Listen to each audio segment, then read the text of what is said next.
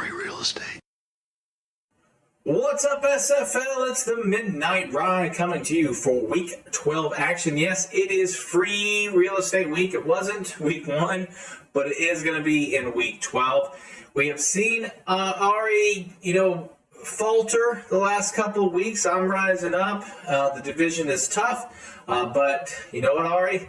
Don't get caught. That's right, our division's coming to get you, and you haven't sealed everything yet. I mean, you have a 99% chance to make the playoffs, but I don't know, you might falter it. We will see, but I'm excited because I do have a chance, a very slim chance, to make the playoffs. Just need a couple of things to go well for me this week, and of course in the next 2 weeks, but I've got it all to play for. The people in my division, one of them being, Chuba Batman. We've got, of course, the space between those two teams. I get to play them both. I can play myself into the playoffs, so it's not over yet. Speaking of the playoffs, I was a little bit of an edit. We have 6 teams, not 7 teams. I was hopeful it was 7, but it's going to be 6, and we'll show the playoffs in just a second. But before we do, let's get to the last week a little bit. Yes, Kyle gave me the $50. A huge game by JTT. Let's show you what happened. All right, Week 11 was a big week for me. I'll tell you, I did not think I was going to win this week, but you know what?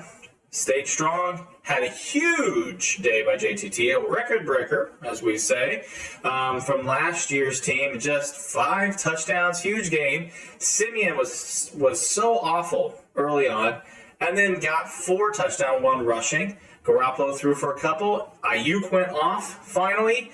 And, Callaway just, put the needle in a little bit on him as he got his 1 catch for a 26-yard touchdown. So overall, my team did very well. Mike Davis did not. I don't have a second running back, so that's going to be tough. But, we'll see what happens. Maybe somebody will have a breakout game this week for me, like JTT, or maybe I won't even need it. We'll see.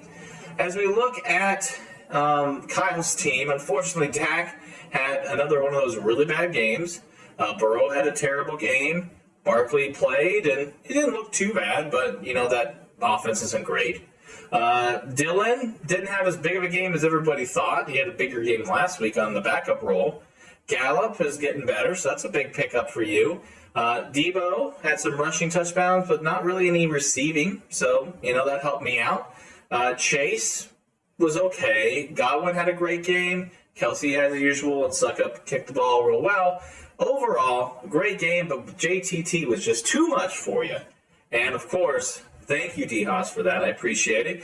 200 to 157.35. It was a big week for me, and it was a big week for a lot of our league mates as Chupa Batman took out King McGee, basically killing all of King McGee's chances to get into the playoffs.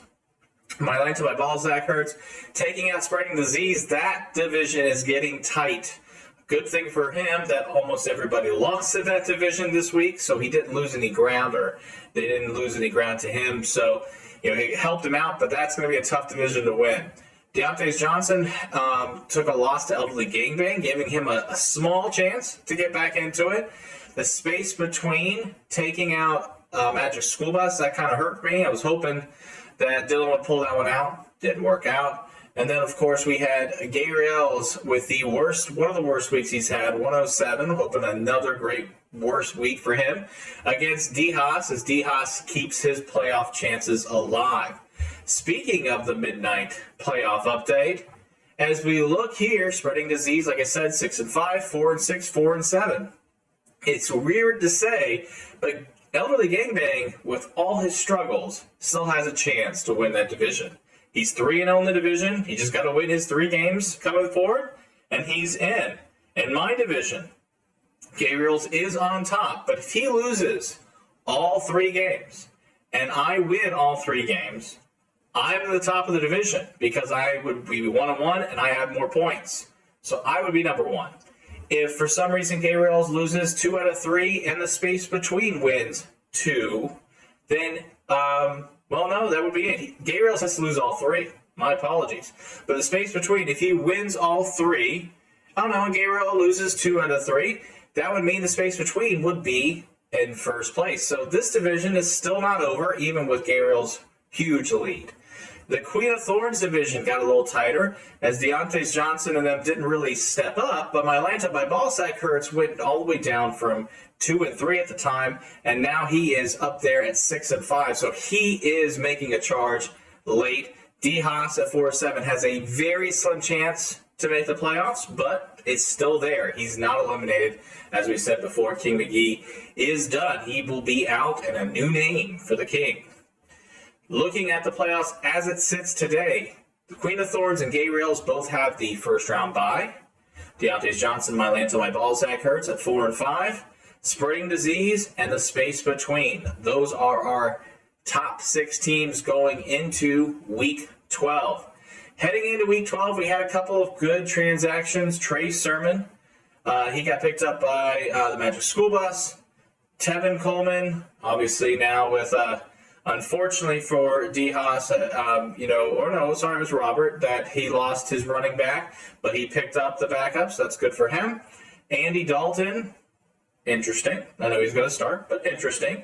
And Cole, that's a big pickup by Queen of Thorns. I think it's really going to help him in his tight end position. Wait, he doesn't need no tight end? Oh, he's doing.